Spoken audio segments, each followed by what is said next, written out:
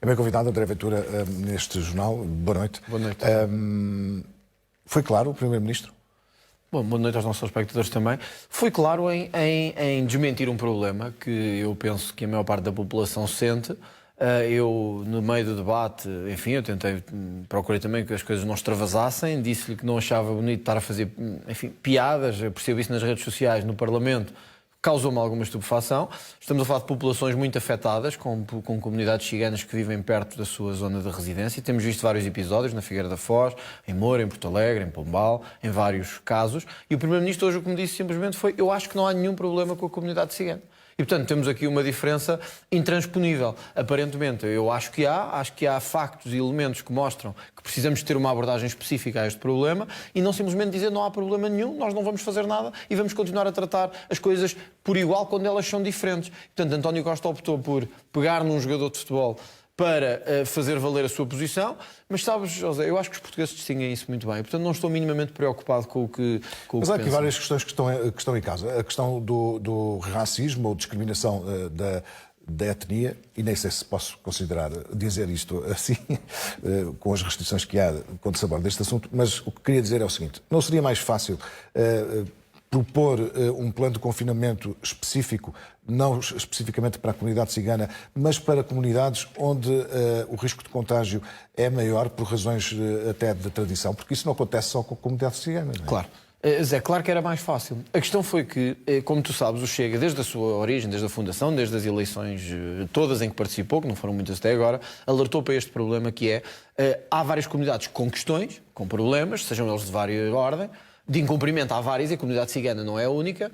O que nós notámos foi que não se tratava apenas da questão do incumprimento do confinamento, e tínhamos vários casos de comunidades ciganas inteiras que se recusaram ao confinamento, mas tínhamos ainda um outro, que era a recusa de fazer testes. Ou seja, a recusa não era de uma pessoa nem de duas, era de uma comunidade inteira.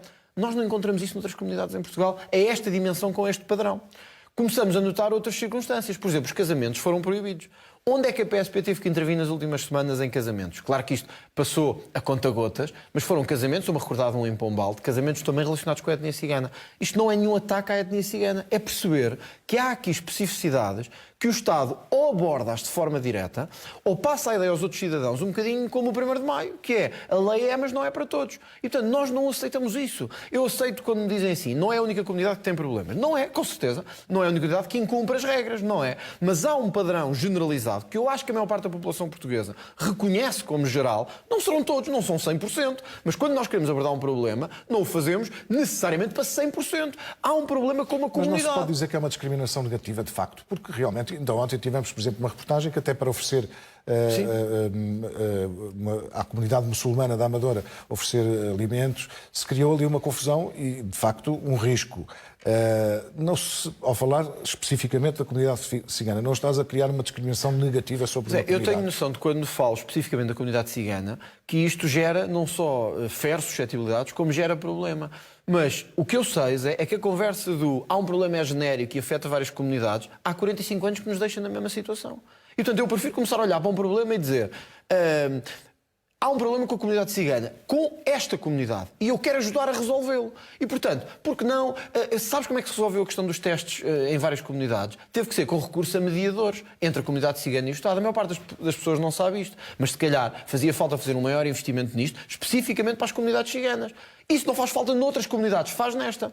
A questão do policiamento. Será que é assim tão grave dizer-se que nas zonas ou em zonas de predominância de comunidades ciganas o reforço do policiamento nesta altura seria necessário? Alguns pensam que escândalo, voltámos aos tempos da barbárie. Mas hoje todos assistimos ao que aconteceu nas Olaias, que foi transmitido pela CMTV, mas também assistimos ao que aconteceu em Pombal e na Figueira da Foz.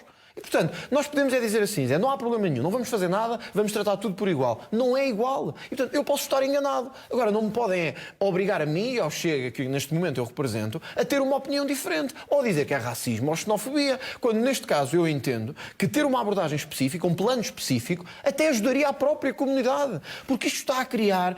só não se apercebe disto quem não vive no terreno. Quem vive percebe que nos hospitais, nos correios, nas zonas mais... em Porto Alegre, no Alentejo, no Ribatejo...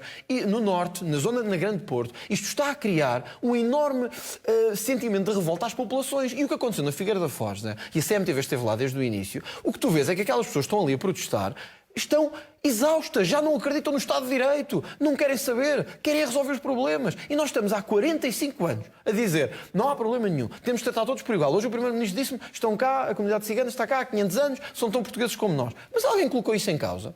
Agora, uma coisa é dizer que são portugueses como nós, outra é dizer que têm características próprias de comportamento, de relação com o Estado de Direito, que obriga a que o Estado também tenha com eles uma relação diferente, na minha opinião. Como é que entendes, então, seguindo esse teu raciocínio, como é que entendes, então, esta polémica que se criou? Há antecedentes, isso tem uma função, mas terá sido o tom que usaste para anunciar essa tua ideia de proposta?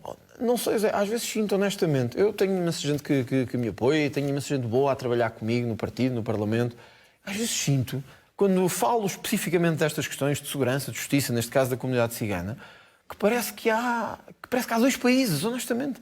Que parece que há o país real, onde as pessoas falam disto, onde se discute isto, onde as pessoas têm opinião sobre isto, e depois há o país político e da elite mediática, onde isto não se pode falar, onde isto tem que se esconder e onde isto é uma vergonha. Eu já ouvi a deputada Catarina Martins no Parlamento apontar-me o dedo, como se falar da comunidade cigana e dos problemas da comunidade cigana fosse querer regressar a Auschwitz ou a campos de concentração. Isso a mim custa-me muito. Mas depende da forma como se diz.